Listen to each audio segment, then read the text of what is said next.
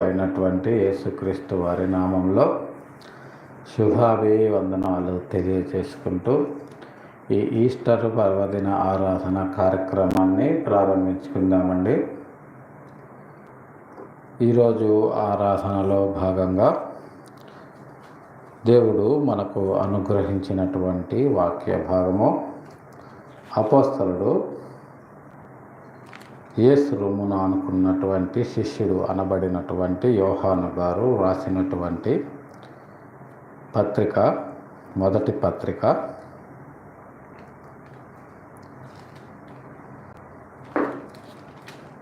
3వ అధ్యాయము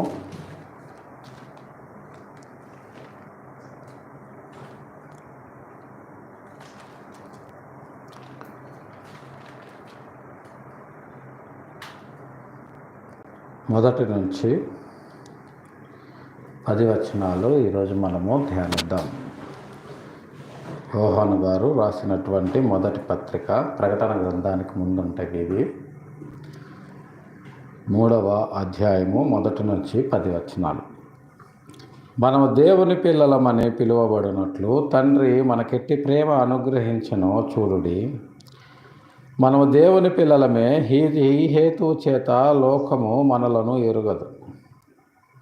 ఏలయనగా అది ఆయనను ఎరగలేదు. ప్రియులారా, ఇప్పుడు మనము దేవుని పిల్లలమై ఉన్నాము. మనం ఇక ఏమవుదుమో అది ఇంకా ప్రత్యక్షపరచబడలేదు. కానీ ఆయన ప్రత్యక్షమైనప్పుడు ఆయన ఉన్నట్టుగానే ఆయనను చూతుము గనుక ఆయనను పోలియుందుమని ఎరుగుదుము. ఆయన యందు ఈ నిరీక్షణ పెట్టుకొనిన ప్రతివాడును ఆయన పవిత్రుడై ఉన్నట్లుగా తన్ను పవిత్రునిగా చేసుకొనును. పాపము చేయి ప్రతివాడును ఆజ్ఞను అతిక్రమించును. ఆజ్ఞ అతిక్రమమే పాపము.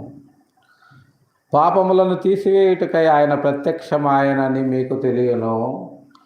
ఆయన యందు పాపమేమీయూ లేదు. ఆయన యందు నిలిచియున్నవాడెవడును పాపము చేయడు. పాపము చేయువాడెవడునో ఆయనను చూడను లేడు, ఎరుగను లేడు. చిన్నపిల్లలారా, ఎవరిని మిమ్మును మోసపరచనీయకుడి. ఆయన నీతిమంతుడై ఉన్నట్లు నీతిని జరిగించు ప్రతివాడును నీతిమంతుడు. అపవాది మొదట నుండి పాపము చేయుచున్నాడు గనుక పాపము చేయువాడు అపవాది సంబంధి.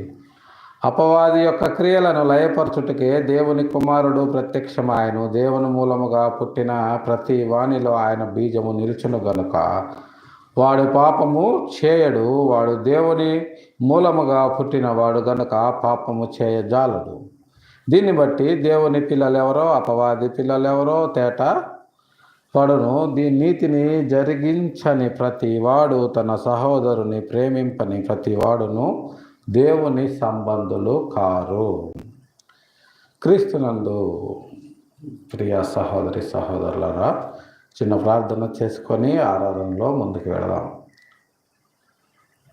ప్రేమ కలిగిన మా తండ్రి, పరిశుద్ధమైన మా ప్రభువా, గడిచిన పరిశుద్ధ దినము నుంచి గడిచిన పునరుత్థాన దినము నుంచి నేటి పునరుత్థాన దినము వరకు మా పనుల్లో మా ప్రయాణాల్లో మాకు తోడు నీడగా ఉండే నేటి పునరుత్థాన దినమున మీ పాద సన్నిధికి చేర్చి మిమ్మల్ని స్తుతించి ఆరాధించి నిగూఢమైన మీ పరలోక రాజ్య మర్మాలను మేము ధ్యానించడానికి మీరు మాకు అనుగ్రహించినటువంటి సమయాన్ని బట్టి మీ పాదాలకు వందనాలు చెల్లించుకుంటున్నాం. ఇలా ఉద్యానకాల సమయంలో నా ప్రభువా, మీ వాక్యమును ధ్యానించనగా మాకు సహాయం చేయండి. మీ ఆత్మను మాకు అనుగ్రహించి మమ్మల్ని ముందుకు నడిపించమని మీ ప్రియకుమారుడు మా రక్షకుడు అయినటువంటి యేసయ్య దివ్యనామములో బ్రతిమిలాడి ప్రార్థించి అడిగి వేడుకొనుచున్నాము తండ్రి, ఆమేన్. క్రీస్తునందు ప్రియ సహోదరి సహోదరులారా, నేటి పునరుత్థాన దినమున యేసుక్రీస్తు వారు మరణాన్ని జయించి, మరణము ఆయన్ని బంధించి ఉంచుట అసాధ్యము కనుక దేవుడు మరణ వేదనల నుంచి ఆయనను తప్పించి ఆయన్ని మృత్యుంజయునిగా తిరిగి లేపి ఉన్నాడు అని అపోస్తలుడైన పేతురు గారు చెప్పిన విధముగా ఈ రోజున యేసుక్రీస్తు వారు మరణాన్ని జయించి తిరిగి లేచిన సందర్భాన్ని పురస్కరించుకొని దానిని ఈస్టర్ పర్వదినముగా మనము ఆనవాయితీగా జరుపుకోవడం అనేది చూస్తూ ఉన్నాము. అయితే సరే, ఇది ఆనవాయితీ అయినా ఇంకోటైనా యేసుక్రీస్తు వారు మరణాన్ని జయించారు. మనల్ని కూడా అదే రెండవ మరణం నుంచి జయించటానికి మనకు కావలసినటువంటి రక్షణను మనకు అనుగ్రహించి వెళ్ళాడు. ఆయన ఎలాగైతే మరణాన్ని జయించి తిరిగి లేచాడో మనము కూడా మరణాన్ని జయించి తిరిగి లేవాలని దానికి సాదృశ్యంగా మనకు బాప్తిస్మాన్ని ఇచ్చి వెళ్ళాడు. కాబట్టి బాప్తిస్మము తీసుకున్నటువంటి ప్రతి ఒక్కరూ కూడా మనము దేవుని పిల్లలమని పిలువబడినట్లు తండ్రి మనకెట్టి ప్రేమ అనుగ్రహించినో చూడుడి. మనము దేవుని పిల్లలమే, ఈ హేతువు చేత లోకము మనలను ఎరుగదు, ఎలయనగా అది ఆయనను ఎరుగలేదు. మనము దేవుని పిల్లలమే ఎందుకంటే తండ్రి చేత మనకు అనుగ్రహించబడినటువంటి ప్రేమ అది మాటలకు అందనిది, వెలకట్టలేనిది. అది ఎంత గొప్పది అంటే యేసుక్రీస్తు వారు మరణాన్ని జయించగలిగేంత గొప్పది. ఈ హేతువు చేత లోకము మనలను ఎరుగదు. ఎందుకు లోకం మనల్ని ఎరగదు అంటే యేసుక్రీస్తు వారు చనిపోయిన వాళ్ళని తిరిగి లేపటము మనము చూసాము. అలాగుననే అనేక మంది రోగులను ఆయన స్వస్థపరచటము చూసాము. అయినా సరే ఆయన్ని ఖైదు చేసేటప్పుడు సైతము ఆయన్ని పట్టుకున్నందుకు, ఖైదు చేసినందుకు అపోస్తలుడైనటువంటి పేతురు గారు ఒక సైనికుని చెవి నరికి వేసినప్పుడు ఆయన తిరిగి ఆ చెవును అతికించినది కూడా మనము చూడగలము. అయినా సరే ఆయన తిరిగి ఖైదీగా దెబ్బలను తిన్నాడు, ట్రయల్ ఖైదీగా విచారణ ఎదుర్కొన్నాడు, తుదకు శిలువ మరణానికి అప్పగించబడ్డాడు. ఇక్కడ చూస్తేనేమో మరణాన్ని జయించగలిగిన శక్తి సామర్థ్యాలు కలిగిన వాడు, కానీ ఒక ట్రయల్ ఖైదీగా వాళ్ళ చేతికి చిక్కటం అనేది మనము చూస్తున్నాము. వాళ్ళ వలన బాధలు, వేదనలు అనుభవించటం అనేది మనము చూస్తున్నాము. ఎందుకు ఇదంతా అంటే తండ్రి మనకు అనుగ్రహించినటువంటి ప్రేమ. మన మీద ప్రేమతోటి ఆయన ఆ దెబ్బలను తిన్నాడు. అక్కడ జరిగేదానికి ఆయనకు ఉన్నటువంటి శక్తి సామర్థ్యాలకి ఏమైనా పోలిక పొంతన ఉందా అంటే ఏమీ లేదు. అదే విషయాన్ని యోహాను గారు చెప్తున్నారు. లోకము మనలను ఎరుగదు, ఏలయనగా అది ఆయనను ఎరుగలేదు. కళ్ళ ముందు ఆయన ఎన్నో అద్భుతాలు చేస్తున్నా సరే ఆయన్ని ఎరుగలేదు. అంతకుముందు చనిపోయిన వాళ్ళని లేపిన వాడు తనను తాను మరణాన్ని నుంచి రక్షించుకోలేడా? అది ఆయనకి చిటికెంత పని. అయినా సరే ఆయన మరణానికి అప్పగించబడ్డాడు. ఎందుకు అన్న లాజికల్ థింకింగ్ లేనటువంటి ఆనాటి యూదా మత పెద్దలు ఆయన్ను హేళన చేయటం చూస్తూ ఉన్నాము. అదే విషయాన్ని పౌలు గారు చెప్తారు. యేసుక్రీస్తు ఎలాంటి వాడో వాళ్ళకి తెలియదు, తెలియకనే ఆయన్ని సిలువేశారు. తెలిస్తే ఎలా అయిపోతారు అంటే అది ఎలా అయిపోతారు అనేది ప్రకటన గ్రంథంలో ఉంటుంది, చూద్దాం. ప్రియులారా, ఇప్పుడు మనము దేవుని పిల్లలమై ఉన్నాము. మనం ఇక ఏమవుదుమో అది ఇంకా ప్రత్యక్షపరచబడలేదు, కానీ ఆయన ప్రత్యక్షమైనప్పుడు ఆయన ఉన్నట్టుగానే ఆయనను చూతుము గనుక ఆయనను పోలియుందుమని ఎరుగుదుము. మనం ఇప్పుడు దేవుని పిల్లలమై ఉన్నాము. మనం దేవుని పిల్లలము, సాతాను పిల్లలము కాదు. దీని గురించి గత 2 నెలల్లో విపరీతమైన వాదోపవాదనలు యూట్యూబ్ వేదికగా మనము చూడటము జరిగింది. దేవుని కుమారులు, నరుల కుమారులు అని. కొంతమంది దేవుని కుమారులు అయితే దేవదూతలు అని సందర్భాన్ని వదిలివేసి తార్కికమైనటువంటి ఆలోచనలు లేకుండా దాని మీద డిబేట్లు చేయడం మనము చూస్తూ ఉన్నాము. అయితే మనం ఇప్పుడు దేవుని పిల్లలమై ఉన్నాము. మనం ఇక ఏమవుదుము? లోకమును ఎరుగని వారు, లోకము చేత ప్రత్యేకింపబడిన వారు దేవుని పిల్లలుగా అయినప్పుడు తుదకు మనం ఏమవుతాము అనేది ఇంకా మనకు ప్రత్యక్షపరచబడలేదు. ఆదాము మొదలుకొని నిన్న చనిపోయిన వారి వరకు దేవుని పిల్లలైన వారు చనిపోయిన తర్వాత ఏమవుతారు అనేది ఇంతవరకు ప్రత్యక్షపరచబడలేదు. ఈనాడు చాలామందికి ఉండేటటువంటి సందేహము, నన్ను అనేక మంది అడగటం కూడా మీరు చూశారు, చనిపోయిన తర్వాత ఏమవుతుందన్నా, ఏం జరుగుతుంది చనిపోయిన తర్వాత అని. మనం ఇక ఏమవుదుమో అనేది ఇంతవరకు ప్రత్యక్షపరచబడలేదు. కానీ ఆయన ప్రత్యక్షమైనప్పుడు ఆయన ఉన్నట్టుగానే ఆయనను చూతుము. ఆయన ప్రత్యక్షమైనప్పుడు ఆయన ఎలా ఉన్నాడో అలాగున్నే మనం ఆయన్ని చూస్తాము. అంటే మనము కూడా ఆయనలాగా అవుతాము అనే విషయాన్ని యోహాను గారు తెలియజేస్తున్నారు. కనుక ఆయనను పోలియుందుము అని ఎరుగుదుము. ఆయనను పోలి ఉంటాము.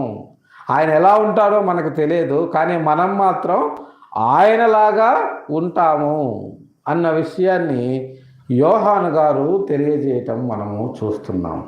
మరి ఆయన ఎలా ఉన్నాడు అనేది మనము గమనించినట్లయితే, అదే అపోస్తలుడైనటువంటి పౌలు గారు తిమోతికి రాసినటువంటి పత్రికలో 6వ అధ్యాయము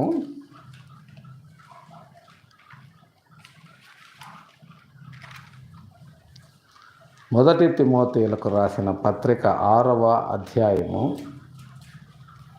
16వ వచనాన్ని మనము గమనించినట్లయితే ఆయన ఎలా ఉంటాడు అనేది పౌలు గారు మనకు వివరించటము జరిగింది. సమీపింపరాని తేజస్సుతో ఆయన మాత్రమే వహించుచు అమరత్వము గలవాడై ఉన్నాడు. మనుష్యులలో ఎవడునూ ఆయనను చూడలేదు, ఎవడునూ చూడనేరడు. ఆయనకు ఘనతయు శాశ్వతమైన ప్రభావము కలిగి ఉండును గాక. ఆమేన్. ఇక్కడ పౌలు గారు స్పష్టంగా తెలియజేస్తున్నారు, సమీపింపరాని తేజస్సులో ఆయన మాత్రమే వసించుచు. సమీపింపరాని తేజస్సు అంటే ఏ ఒక్కళ్ళు కూడా రక్త మాంసాలతో ఆయనను సమీపించలేరు. అంత తేజస్సు ఆయన కలిగి ఉంటాడు.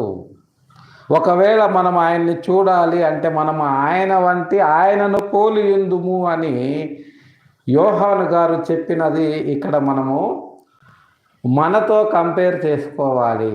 సమీపింపరాని తేజస్సుతో ఆయన ఎలాగైతే ఉన్నాడో చనిపోయిన తర్వాత మన పరిస్థితి కూడా అలాగుననే ఉంటుంది. వేరెవ్వరూ కూడా అంటే ఏ విధమైనటువంటి ఫిజికల్ బాడీస్ అక్కడికి చేరడం అనేది అసాధ్యము అనే విషయాన్ని ఇక్కడ పౌలు గారు మనకు తెలియచేస్తున్నారు. ప్రియులారా, సమీపింపరాని తేజస్సుతో ఆయన మాత్రమే వసించుచు అమరత్వము గలవాడై ఉన్నాడు. He's eternal. అమరత్వము అంటే ఎటర్నల్. మనము కూడా అమరత్వాన్ని సాధించాలి అంటే మనం ఏం చేయాలి అంటే ఆయన పునరుత్థానాన్ని మనం ప్రకటించాలి. మొదటగా ఆయన నామములో మనము తిరిగి జన్మించాలి. ఆ తరువాత ఆయన పునరుత్థానాన్ని మనము ప్రకటించాలి. మనుషులలో ఎవడును ఆయనను చూడలేదు. మనుషులలో అన్నాడు అంటే మనిషి అనేవాడు ఫిజికల్ ప్రాపర్టీ. కాబట్టి మనుషులలో ఎవడు ఆయనను చూడలేదు. ఇదే ఫిజికల్ ప్రాపర్టీ ఒకనాడు స్పిరిచువల్ ప్రాపర్టీగా మారిపోతుంది. అదే విషయాన్ని యోహాను గారు తెలియచేస్తున్నారు. ప్రియులారా, మనం ఆయనను పోలి ఉందుము. ఇక్కడ ఫిజికల్ ప్రాపర్టీగా ఉన్నటువంటి మనము స్పిరిచువల్ ప్రాపర్టీగా మారినప్పుడే మనము ఆయనను చూడగలము. మనుషులుగా ఉన్నప్పుడు ఆయనను మనము చూడలేము. అందుకనే లోకము ఆయనను ఎరుగలేదు. ఆయన ఫిజికల్ ప్రాపర్టీగా ఉన్న ఆయన ఈ లోకంలో చేసిన పనులన్నీ కూడా ఎటర్నల్ కింగ్ లాగానే ఆయన జీవించాడు. ఎటర్నల్ కింగ్ లాగానే ఆయన సూచక క్రియలు, అద్భుతాలు చేశాడు. మనల్ని కూడా ఎటర్నల్ థింగ్స్నే మీరు ఆలోచించండి, కానీ ఫిజికల్ థింగ్స్ గురించి మీరు ఆరాట పడకండి అని చెప్పినట్లుగా మనము చూస్తున్నాం. ప్రియులారా, ఆయనకు ఘనతయు శాశ్వతమైన ప్రభావము కలిగి ఉండునుగాక అంటున్నారు పౌలు గారు. కాబట్టి మనుషుల్లో ఎవ్వరు కూడా ఆయన చూడలేదు. అదే విషయాన్ని యోహాను గారు ఏం చెప్తున్నారంటే, చిన్నపిల్లలారా ఎవ్వరిని మిమ్మను మోసపరచనీయకుడి అని చెప్తున్నారు. వాక్యము తెలియనటువంటి ప్రతి వాళ్ళు కూడా ఆయన దృష్టిలో చిన్నపిల్లలే, వయసులో వారు ఎంత పెద్దవారైనా సరే. మరి ఈనాడు ఆయన ఏం చెప్తున్నాడంటే, చిన్నపిల్లలారా ఎవరిని మిమ్మను మోసపరచనీయకుడి. మోసం ఎలా జరుగుతుంది అంటే, చూడండి ఇక్కడ స్పష్టంగా మనుషులలో ఎవరు ఆయన్ను చూడలేదు అని చెప్తే ఈనాడు మోసం ఎలా చేస్తున్నారంటే, అనేక మంది బోధకులు మేము పరలోకానికి వెళ్ళొచ్చాము, మేము పరలోకానికి టూర్స్ వేసొచ్చాము, నరకానికి టూర్స్ వేసొచ్చాము. పరలోకంలో నేను వెళ్ళినప్పుడు మొదట ఆదాము గారు కనిపించాడు, తర్వాత అబ్రహాం గారు కనిపించారు. ఇలాంటి కథలు ఎంతోమంది బోధకులు మనకు చెప్పడం మనము చూస్తూ ఉన్నాము. అందుకోసమనే యోహాను గారు ఈ మాట రాయించారు, ఎవడును మిమ్మును మోసపరచనీయకుడి. నేను పరలోకానికి వెళ్ళి చూశాను, నరకానికి వెళ్ళి చూశాను అనే ఇలాంటి మాటలు చెప్పే వారిని మీరు నమ్మకండి, వారిని మోసపరచువారుగా చూడండి. పరిశుద్ధ గ్రంథం మనకి ఏం చెబుతుందో అదే ఫైనల్. గ్రంథం మనకి ఏం చెబుతుంది, ఎవడును మనుషులలో ఎవడును ఆయన్ని చూడలేదని, ఆయన్ని చూడాలి అంటే పరలోకానికి వెళ్ళాలి. పరలోకానికి ఎవరైనా వెళ్ళారా అంటే ఎవరు వెళ్ళలేదు అని యోహాను గారు చెప్పారు. వెళ్ళలేరని కూడా చెప్పారు. మరి వీళ్ళు వెళ్ళొచ్చాము అని చెప్తున్నారు అంటే వీళ్ళు నిజం చెబుతున్నట్ల, అబద్ధం చెబుతున్నట్ల మనం ఆలోచించాలి ప్రియులారా. కాబట్టి మనము ఆయన వచ్చినప్పుడే ఆయనను పోలియుందుము. కాబట్టి ఆయన యందు ఈ నిరీక్షణ పెట్టుకొనిన ప్రతి వాడును ఆయన పవిత్రుడై ఉన్నట్టుగా తన్ను తాను పవిత్రునిగా చేసుకొనును. ఈ నిరీక్షణతోటే మనం బ్రతుకుతున్నాము. ఈ నిరీక్షణతోటే మనము పనిచేస్తున్నాము. ఈ నిరీక్షణతోటే మనము ఆయన కొరకు భూమి మీద ప్రయాసపడుతున్నాము. ఎందుకు అంటే ఆయన వచ్చినప్పుడు మనము ఆయనను పోలిన వారం అవుతాము అని. కాబట్టి మనం ఈ లోకంలో ఎలా బ్రతుకుతున్నాము అంటే, పవిత్రులముగా ఉన్నట్లు తన్ను పవిత్రునిగా చేసుకొనును. ఆయన పవిత్రుడు, ఆయన పరిశుద్ధుడు. కాబట్టి మనల్ని మనం పవిత్రులముగా ఆయనలో ప్రతిదినము చేసుకొనుచున్నాము. పాపములు తీసివేయుటకై ఆయన ప్రత్యక్షమాయనని మీకు తెలియను. ఆయన యందు పాపమేమీయూ లేదు. ఆయన యందు నిలిచియుండు వాడెవడును పాపము చేయడు. పాపము చేయువాడెవడును ఆయన యందు నిలిచి ఉండడు.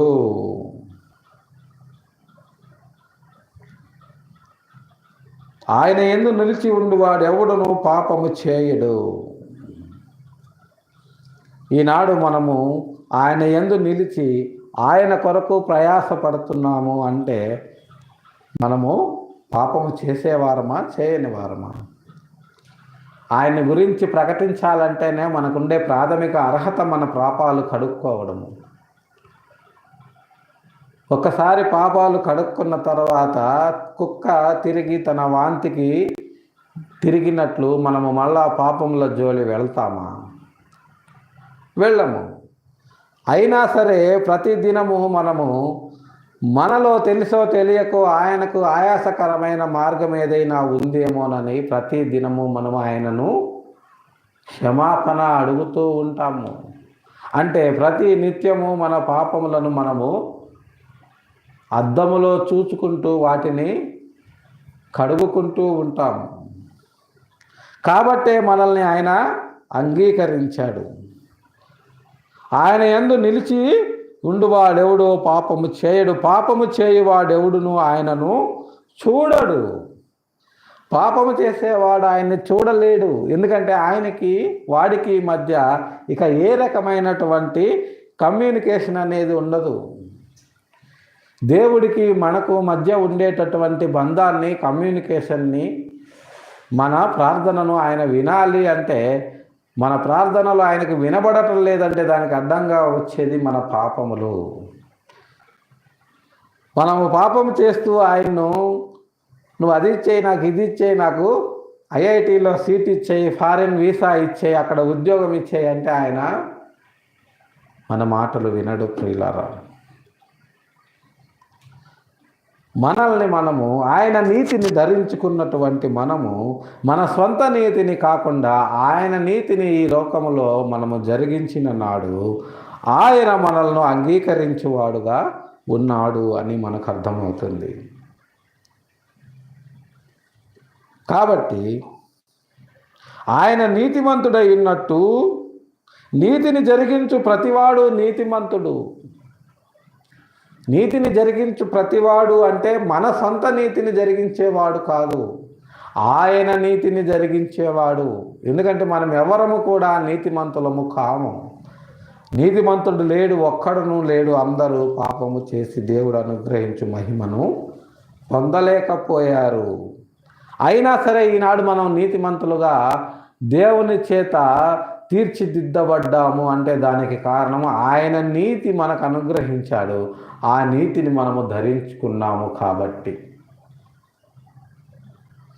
ఈ నీతియుక్తమైన జీవితంలో ఏ రకమైనటువంటి పొరపాట్లు జరిగినా సరే ప్రతి దినము ఆయనను మనము మన పొరపాట్ల నిమిత్తము క్షమాపణ అడగా బద్దులమై ఉన్నాము. కానీ అపవాది మొదటి నుంచి పాపము చేయుచున్నాడు గనక పాపము చేయువాడు అపవాది సంబంధి.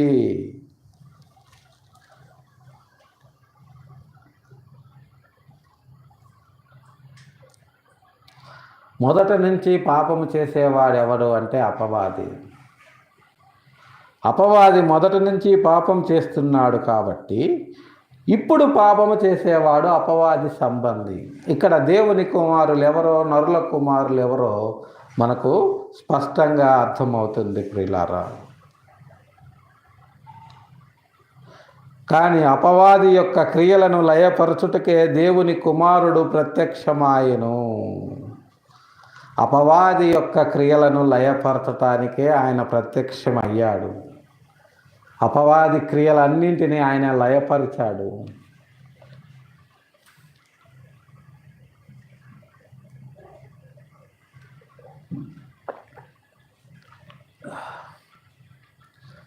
అపవాది ఏం చేస్తుంది అంటే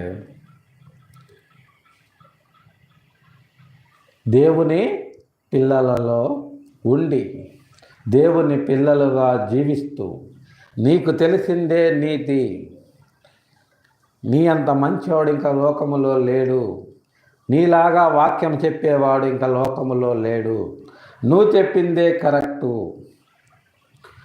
ఇతరులు ఎవ్వరూ కూడా నీ ముందు బలాదూరు అనేటటువంటి ఒక రకమైనటువంటి స్వయం నీతిని లేదా ఒక రకమైనటువంటి స్వాభిమానాన్ని మనిషికి నూరిపోసేదిగా ఉంటుంది. ఇలాంటి స్వయం నీతి లేదా ఇలాంటి ఈగోయిస్టిక్ ప్రజలు ఈనాడు క్రైస్తవ్యంలోనే చాలా ఎక్కువ మంది ఉన్నారు. కానీ వీళ్ళ సంఘాలు వదిలి బయటికి వస్తే దేనికి పనికిరారు, లేదా పొలిటికల్ ఫీల్డ్కి వస్తే అసలు పనికిరారు. కానీ వీళ్ళ సంఘాల్లో మాత్రం వీళ్ళు అనుకున్నదే జరగాలి. ఇలాంటి స్వనీతి పరులు క్రైస్తవ్యంలో చాలా ఎక్కువ మంది ఉన్నారని మనం చెప్పుకోవచ్చు. ఈనాడు జరిగినటువంటి గత కొన్ని దినాలుగా సోషల్ మీడియా అంతా కూడా ఎంతగానో క్రైస్తవ ప్రపంచము ఆవేదనతో పెడుతున్నటువంటి కార్యక్రమాలు, మన సహోదరుడు ప్రవీణ్ ప్రగడాల గారి మరణమును గురించి, ఆ విషయంలో క్రైస్తవ్యాన్ని ఏకతాటి మీదకి తీసుకురావటానికి ఎన్ని రకాల దేవుని వాక్యాలు ప్రకటించినా సరే ఎవరికి వారు ఆ విషయంలో ఎక్కువగా ఫోకస్ అవ్వాలనేటటువంటి తాపత్రయంతో అనేక రకాల వీడియోలు, దాని మీద గంటకి లైవ్ అప్డేట్లు ఇవ్వడం మనము చూస్తూ ఉన్నాము. దీనివల్ల క్రీస్తుకు కానీ క్రైస్తవ్యానికి కానీ చనిపోయిన సాటి సహోదరుడికి కానీ ఏదైనా ప్రయోజనము అనకూడిందా అంటే ఏమీ లేదు.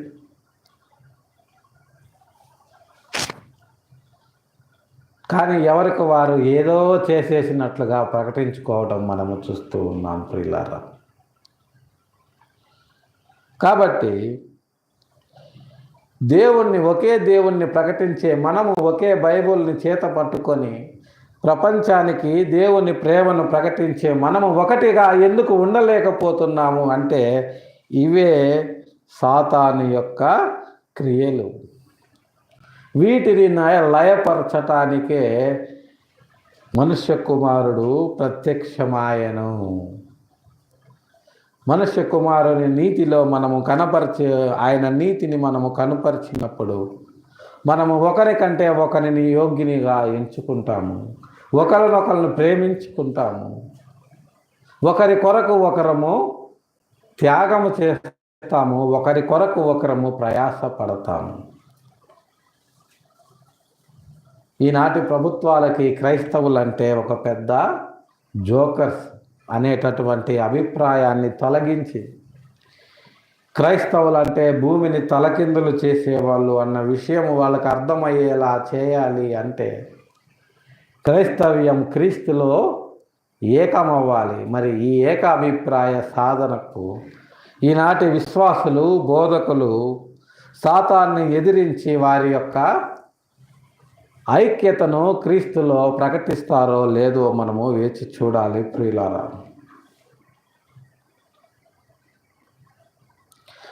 దేవుని మూలముగా పుట్టిన ప్రతి వాణిలో ఆయన బీజము నిలుచును గనుక వాడు పాపము చేయడు. దేవుని మూలముగా పుట్టిన వాళ్ళు అంటే మనము వాక్య మూలముగా రెండవసారి జన్మించిన వారము. వాక్య మూలముగా అంటే వాక్యం ఎవరు? ఆది అందు వాక్యం ఉండెను, వాక్యము దేవుని యొద్ద ఉండెను, వాక్యము దేవుడై ఉండెను. అదే వాక్యము శరీరధారిగా కృపా సత్య సంపూర్ణుడుగా మన మధ్య నివసించుటకు భూమి మీదకి వచ్చును. ఆయనే మన రక్షకుడైన యేసుక్రీస్తు వారు. దేవుని మూలముగా మనము పుట్టిన వాళ్ళమైతే ఆయన బీజము మనలో నిలుచును. ఆయన బీజం ఏంటి అంటే వాక్యము.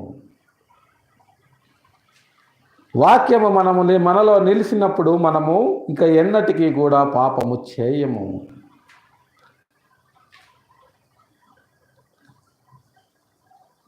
కాబట్టి వాడు దేవుని మూలముగా పుట్టినవాడు కనుక పాపము చేయజాలడు. దీనిని బట్టి దేవుని పిల్లలెవరో అపవాది పిల్లలెవరో తేట పరచబడును. నీతిని జరిగించని ప్రతి వాడును, తన సహోదరుని ప్రేమింపని ప్రతి వాడును దేవుని సంబంధులు కారు. నీతిని జరిగించే ప్రతివాడు, నీతిని జరిగించాలి అంటే ఆయన నీతిని జరిగించాలి, ఆయన నీతిని ప్రకటించాలి, ఆయన నీతిని ప్రకటించటం అంటే మన సహోదరుని మనం ప్రేమించటమే, మన సహోదరుని మనం హక్కున చేర్చుకొనటమే. ఈనాడు మనం కోల్పోయిన మన సహోదరుని కొరకు మనము పోరాటము చేయటమే, మన సహోదరునికి న్యాయము జరిగించటానికి ఆయన తరపున దేవుణ్ణి వేడుకోవాలి. ఆయన తరపున మనము ఆయనకు వ్యతిరేకంగా జరుగుతున్నటువంటి అనేక కార్యక్రమాలను సంఘటితంగా ఎదిరించాలి. దానికి కావాల్సిన శక్తి మనకు అనుగ్రహించేవాడు అత్యంత శక్తివంతుడై ఉన్నాడు అన్న విషయము మనము తెలుసుకోవాలి ప్రియులారా. ఆయన ఎంత శక్తిమంతుడు అంటే చూడండి, అపోస్తలుడైన పౌలు గారు హెబ్రీలకు రాసినటువంటి పత్రిక 1వ అధ్యాయము 4వ వచనాన్ని మనము గమనిస్తే, ఆయన దేవుని మహిమ యొక్క తేజస్సు, ఆయన తత్వము యొక్క మూర్తిమంతమయ్యుండి తన మహత్తు గల మాట చేత సమస్తమును నిర్వహించుచు పాపముల విషయములో శుద్ధీకరణము తానే చేసి దేవదూతల కంటే ఎంత శ్రేష్టమైన నామము పొందెనో వారికంటే అంత శ్రేష్ఠుడై ఉన్నత లోకమందు మహానుభావుడగు దేవుని కుడిపార్శ్వమున మహామహుడగు దేవుని కుడిపార్శ్వమున కూర్చుండెను. ఇది ఆయన యొక్క ఒరిజినల్ పొజిషన్. ఆయన దేవుని యొక్క తేజస్సు, ఆయన తత్వము యొక్క మూర్తిమంతము అయ్యుండి తన మహత్తు గల మాట చేత సమస్తమును నిర్వహించుచు దేవుని యొక్క తేజస్సు, ఆయన దేవుని యొక్క తేజస్సు అంటే సమీపింపరాని తేజస్సుతో ఎలాగైతే ఆయన ఉన్నాడో ఏ మనుష్యుడు కూడా ఆయన దగ్గరికి వెళ్ళలేనంత తేజస్సు. అలాంటి తేజస్సు కలిగిన వ్యక్తి ఈనాడు నీ కోసం నా కోసం ఆయన శరీరధారిగా శిక్షను అనుభవించాడు. ఆయన చేసే పనులకి ఆయనకు జరుగుతున్న దానికి ఏమన్నా పోలిక పొంతన ఉందా అంటే ఏమీ లేదు.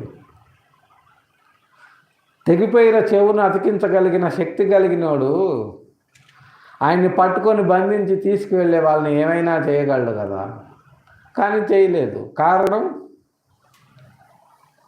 ఆయన రక్తము ద్వారా మనకు రక్షణ కావాలి కాబట్టి. దేవుని ఆయన తత్వము యొక్క మూర్తిమంతము, ఆయన తత్వము యొక్క మూర్తి, ఆయన తత్వం ఏంటి అంటే ప్రేమ.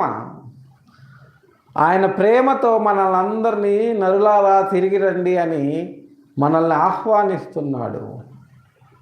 మనమేమో రావటం లేదు.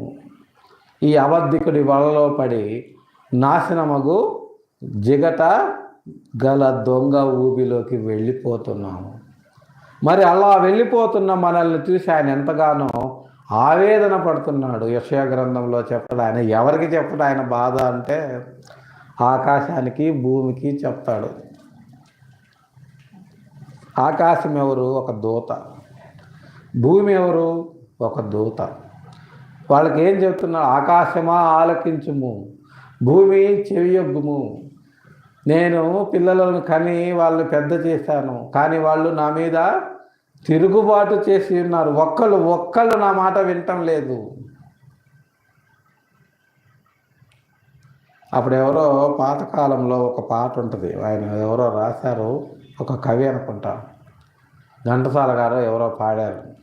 దేవునికేమి హాయిగా ఉన్నాడు, ఈ మానవులే భూమి మీద నానాకు బాధలు పడుతున్నారని రాశారు. దేవుడు హాయిగా ఉన్నాడా? ఆయన ఎంతగానో బాధపడుతున్నాడు. ఆ బాధను చెప్పుకోవటానికి వినేవాళ్ళు లేక ఆకాశానికి భూమికి చెప్పుకుంటున్నాడు. ఆయన తన మహత్తు గల మాట చేత సమస్తమును నిర్వహిస్తున్నాడు. సమస్తము అంటే ఎంటైర్ క్రియేషన్ని ఆయన తన నోటి మాటతో కంట్రోల్ చేస్తున్నాడు. భూమి 24 గంటల్లో తన చుట్టూ తాను తిరగాలి. సూర్యుడు ఇంత వైశాల్యంలో ఇంత వెలుగునివ్వాలి. సూర్యుడి నుంచి కాంతి 7 నిమిషాల్లో భూమికి చేరాలి. అది భూమికి చేరేటప్పటికి ఎంత డైల్యూట్ అవ్వాలి, అక్కడ ఒరిజినల్గా ఎంత టెంపరేచర్ ఉండాలి, భూమి మీద ఎంత టెంపరేచర్ ఉండాలి, అంతకంటే ఎక్కువైతే మళ్ళీ ఆయన తమ్ముళ్ళు బాధపడతారు, ఉక్కపోతకి తట్టుకోలేరు. మరి సూర్యుడు ద్వారానే భూమి మీద సకల జీవరాశి బ్రతకాలి, పంటలు పండాలి అంటే సూర్యరశ్మి కావాలి, ఆ పంటల ద్వారా వచ్చే ఆహారాన్ని తీసుకొని వీళ్ళు బ్రతకాలి. ఇవన్నీ కూడా ఆయన నోటి మాట చేత జరిగిస్తూ ఉన్నాడు. తన నోటి మాట చేతనే మొత్తాన్ని ఆయన కంట్రోల్ చేస్తున్నాడు, ఎంటైర్ యూనివర్సల్ సిస్టమ్ని. అంతేకాకుండా తన మహత్తుగల మాట చేత సర్వమును నిర్వహించుచు పాపముల విషయంలో కూడా శుద్ధీకరణ ఆయనే చేశాడు. ఎందుకంటే మనం చేసుకోలేము, మన పాపాలని మనం శుద్ధి చేసుకోలేము. ఆ పరిస్థితికి మన ఆత్మ దిగజారిపోయింది. మనం పూర్తిగా బానిసత్వంలోకి వెళ్ళిపోయాము. మన దేవుడు ఎలాగో సర్వస్వతంత్రుడో మనల్ని కూడా అదే విధంగా ఆయన స్వరూపంలో ఆయన పోలిక చొప్పున మనల్ని సృజిస్తే ఆ స్వాతంత్రాన్ని దుర్వినియోగము చేసి చెప్పుడు మాటలు విని మన స్వాతంత్రాన్ని కోల్పోయి మన ఆత్మకు నిత్య శిక్షకు కారకురాలైనరు మన ఆది తల్లిదండ్రులైనటువంటి హవ్వ ఆదాములు. ప్రియులారా,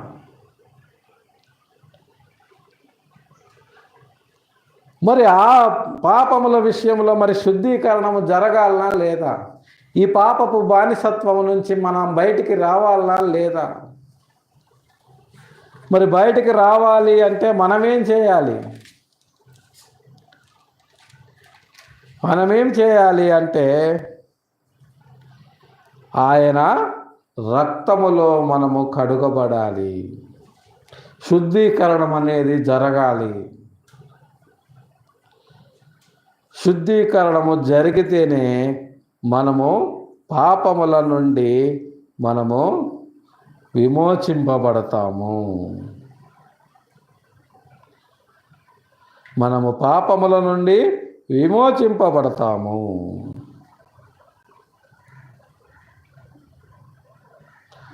మనము దాస్యం అనేటటువంటి పాపములో నుంచి సర్వస్వతంత్రులమవుతాము.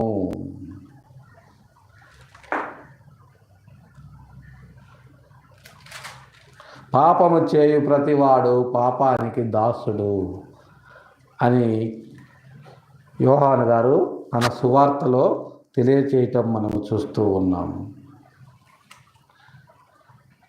మరి పాపముల విషయము శుద్ధీకరణం ఎవరు చేయాలి అంటే మన పాపాలని శుద్ధీకరించుకునేటటువంటి అర్హతను మనము కోల్పోయాము.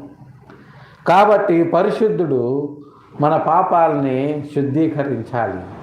ఆ పరిశుద్ధుడు ఎవడు భూమి మీద లేరు కాబట్టి సాక్షాత్తు దేవుని కుమారుడే శరీరాన్ని ధరించుకొని భూమి మీదకు రావడం జరిగింది. మన పాపాలన్నింటినీ ఆయన రక్తముతో శుద్ధీకరించటము జరిగింది.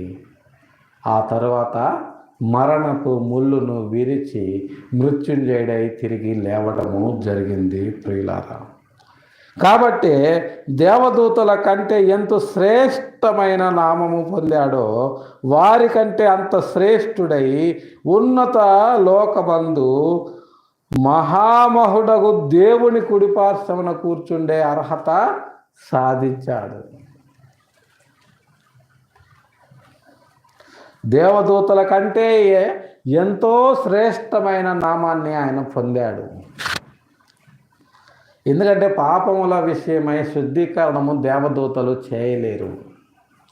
ఎందుకంటే they are not physical bodies, they are spiritual creatures.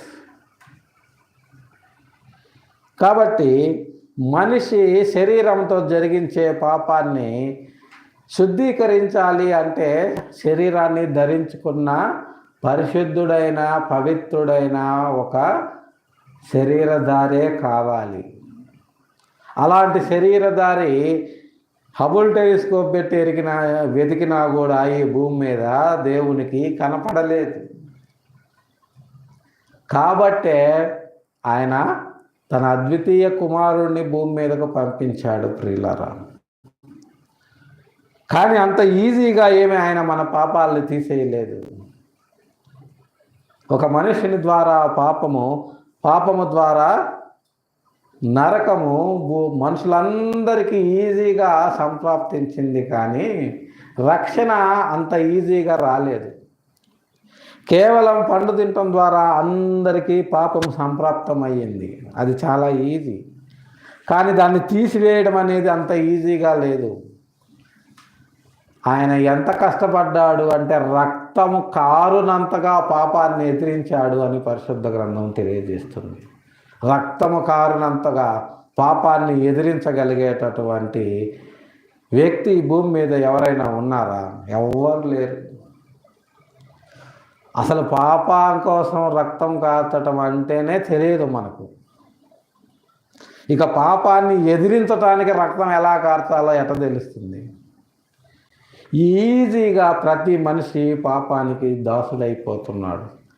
ఊరికనే సరదాగా అలవాటైనటువంటి మద్యం అలవాటు కొంతకాలానికి మానలేని పరిస్థితులకు వెళ్ళిపోయి ఆ మద్యం ద్వారానే ప్రాణాలు కోల్పోయినటువంటి వాళ్ళు ఎంతోమంది ఉన్నారు. ఎట్లా అలవాటైంది మద్యము అంటే ఊరికనే సరదాగా. పాపం ఎంత ఈజీగా అలవాటు అవుతుందో దాన్ని పోగొట్టుకోవడం అనేది ఎంత కష్టమో మనకు ప్రాక్టికల్గా ఆలోచిస్తే అర్థమవుతుంది ప్రియులారా. ఆ కష్టాన్నంతా ఎవరు భరించారు అంటే ఆయన మన కొరకు భరించాడు.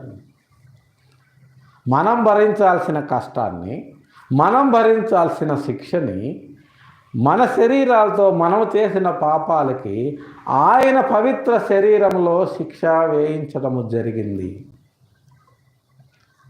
అదే దేవుని యొక్క తత్వము,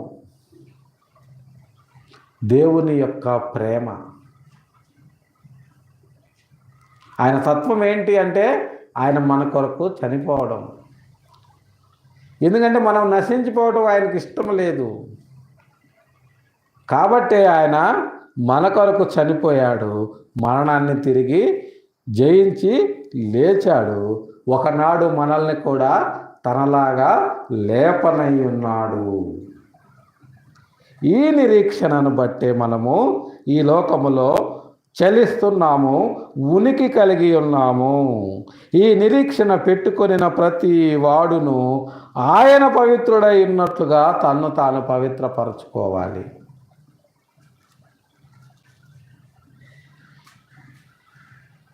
ఇక ఆయన ప్రత్యక్షమైనప్పుడు ఆయన ఎలా ఉంటాడు అనేది దర్శన రూపంలో ఇదే యోహాను గారు మనకు తెలియచేశారు ప్రియులారా. చూడండి, చివరగా ప్రకటన గ్రంథము 1వ అధ్యాయము 17-18 వచనాలు చూస్తే మనకు అర్థమవుతుంది.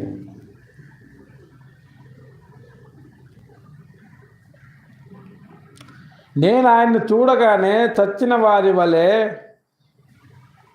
ఆయన పాదముల యొద్ద పడి తిని, ఆయన తన కుడి చేతిని నా మీద ఉంచి నాతో ఇట్లా, నేను భయపడకుము, నేను మొదటివాడను కడపటివాడను, జీవించువాడను, మృతుడనైతిని గాని ఇదిగో యుగ యుగములు సజీవుడనై ఉన్నాను, మరియు మరణము యొక్కయు పాతాళ లోకము యొక్కయు తాళపు చెవులు నా స్వాధీనములో ఉన్నవి. ఇది ఆయన యొక్క మూర్తిమంతము. మహోన్నతుడైన దేవుని యొక్క మూర్తిమంతం ఏమిటి అంటే, ఆయన్ను చూడగానే యోహాను గారు చచ్చిన వాని వలె ఆయన పాదముల యొద్ద పడిపోయాడంట. అంటే యోహాను గారికి ఒక ఫీలింగ్ ఉండేది.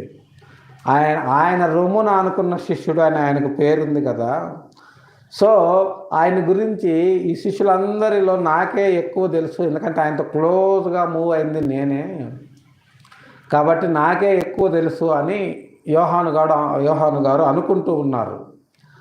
ఆ పరిస్థితుల్లో యేసుక్రీస్తు వారు యోహాను గారికి ఆయన ఒరిజినల్ పరిస్థితి ఏంటి, ఆయన విశ్వరూపం ఏంటి అనేది ప్రకటన గ్రంథంలో దర్శనములో ఆయనకు చూపించాడు అంతే. దర్శనములో ఆయన్ని చూసినట్టు ఏది యేసుక్రీస్తు వారు ఎలా ఉన్నారు అనేది 14వ వచనం నుండి 17 వరకు చూస్తే ఆయన ఎలా ఉన్నాడు అనేది, 13 నుంచి చూస్తే ఆయన ఎలా ఉన్నాడు అనేది కనబడుతుంది. ఇది కూడా దర్శనములోనే, రియల్గా కాదు. దర్శనములో చూసే యోహాను గారి పరిస్థితి ఎలా అయిపోయిందంటే, నేను ఇంతకాలము తిరిగింది, సంచరించింది ఈయనతోట అని ఆయన పరిస్థితి ఏమైందంటే, ఆయన పాదముల యొద్ద చచ్చిన వాని వలె పడిపోయాడు. అంటే ఆయన రొమ్మున అనుకున్న శిష్యుడికి ఆయన గురించి పూర్తిగా తెలియదు. ఇక మనకి ఏమాత్రం తెలిసి ఉండాలో చెప్పండి? ఆయన గురించి మనకు తెలిసింది ఏంటి అంటే, కేవలము ఆయన మనకిచ్చినటువంటి రక్షణ మాత్రమే. తరువాత ఆయన ఎలా ఉంటాడు ఏంది అనేది మనకు ప్రత్యక్షపరచబడలేదు. అలాగునే మనము చనిపోయిన తర్వాత ఎలా ఉంటాము అనేది అది కూడా ఆయన మనకు ప్రత్యక్షపరచబడలేదు. కానీ ఆయన వచ్చినప్పుడు ఆయన ఎలా ఉంటాడో అలా ఉంటాము అని యోహాను గారు చెప్పారు. ఆయన ఎలా ఉన్నాడు అంటే, ఆయన ఫిజికల్ నేకెడ్ ఐస్ తోటి మనము చూస్తే చచ్చిన వాని వలె ఆయన పాదముల యొద్ద పడిపోయే పరిస్థితి ఉంది. అంటే మనము కూడా ఆ స్టాండర్డ్స్లో ఉండబోతున్నాము అన్న విషయాన్ని యోహాను గారు మనకు తెలియచేస్తున్నారు ప్రియులారా. కాబట్టి ఆయన తన కుడి చేతిని నా మీద ఉంచి నాతో ఇట్లా అన్నాడు, భయపడకు, నేను మొదటి వాడను కడపటి వాడను.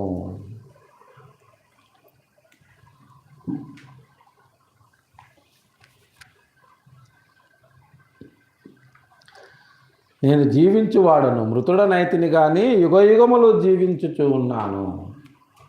నేను మృతుడనయ్యాను ఎందుకంటే మీకోసం. కానీ నా ఒరిజినల్ స్టాండర్డ్స్ ఏంటి అంటే, నేను యుగయుగములు సజీవుడనై ఉన్నాను.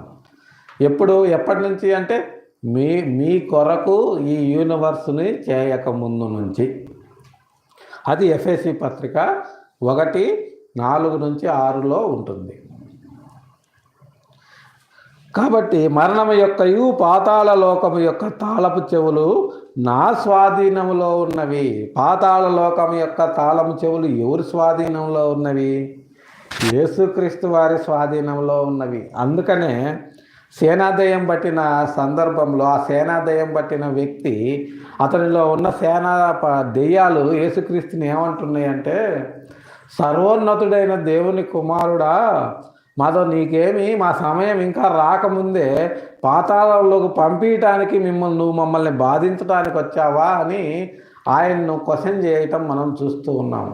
నువ్వే కదా మాకు టైం ఇచ్చింది, మరి ఈ టైం కాకముందే మళ్ళీ నువ్వు ఎందుకు వచ్చావు మళ్ళా మమ్మల్ని పాతాళ లోకంలోకి పంపించడానికి అని. అంటే పాతాళ లోకం యొక్క తాళపు చెవులు ఆయన స్వాధీనములో ఉన్నవి అన్న విషయము సాతానుకి దాని అనుచరులకి స్పష్టంగా తెలుసు. కానీ ఈనాడు ఆయన బిడ్డలముగా చెప్పుకుంటున్నటువంటి మనకు మాత్రము తెలియదు. కాబట్టి మనం అనుకున్నదే నిజమని, అదే నిజమని ప్రూవ్ చేయాలని మనము పరిశుద్ధ గ్రంథముతోటి రకరకాల విన్యాసాలు, పిల్లి మొగ్గలు వేస్తూ ఉంటాం. చూడండి ఎంత హాస్యాస్పదంగా నేటి క్రైస్తవ బోధకులు ప్రవర్తిస్తున్నారో దీన్ని బట్టి మనకు అర్థమవుతుంది ప్రియులారా. కాబట్టి మనము నమ్మిన దేవుడు యుగయుగములు సజీవుడైన దేవుడు. పాతాళ లోకపు తాళపు చెవులు ఆయన స్వాధీనంలో ఉన్నాయి.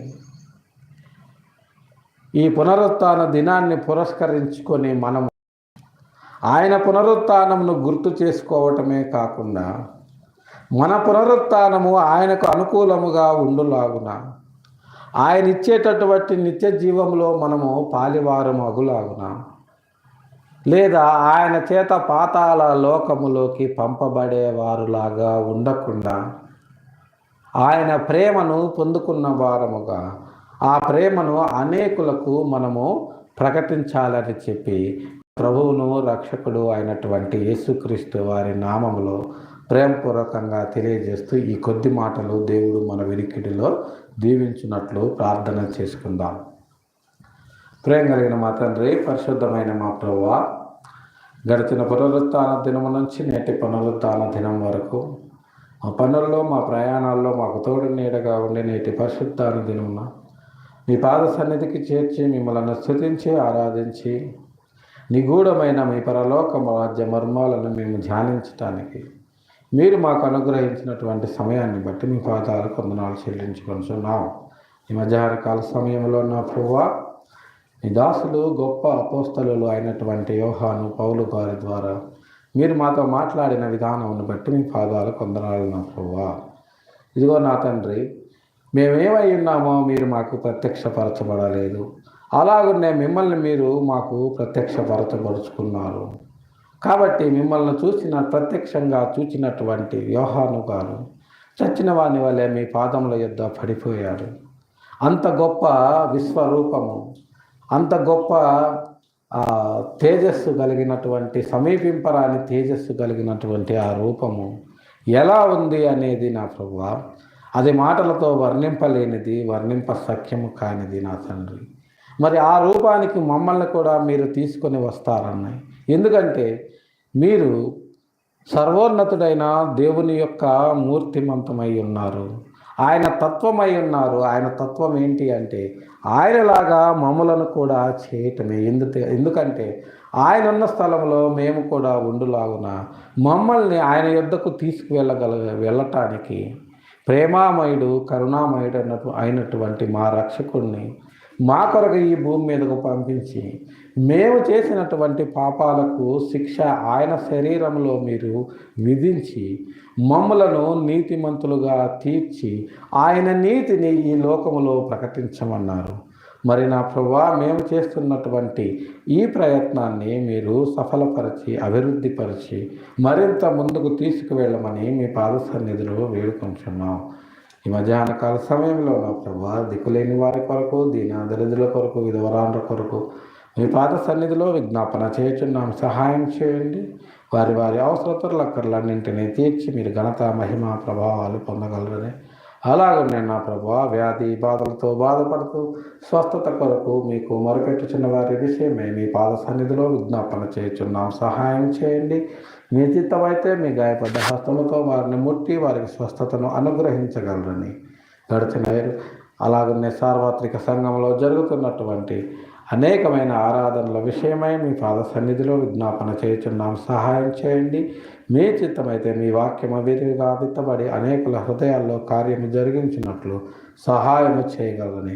గడిచిన 24 గంటల్లో, గడవ 24 గంటల్లో తెలుసో తెలియకో మీకు ఆయాసకరమైన మార్గం ఏదైనా మా జీవితాల్లో ఉన్న ఎడల దయతో మమ్మల్ని క్షమించి మన్నించగలరని. మీ చిత్తమైతే మరి యొక్క పరిశుద్ధ దినాన్ని మాకు అనుగ్రహించి మమ్మల్ని ముందుకు నడిపించమని మీ ప్రియకుమారుడు, మా రక్షకుడు అయినటువంటి యేసయ్య దివ్య నామములో బ్రతిమిలాడి ప్రార్థించి అడిగి వేడుకొనుచున్నాము తండ్రి. ఆమేన్.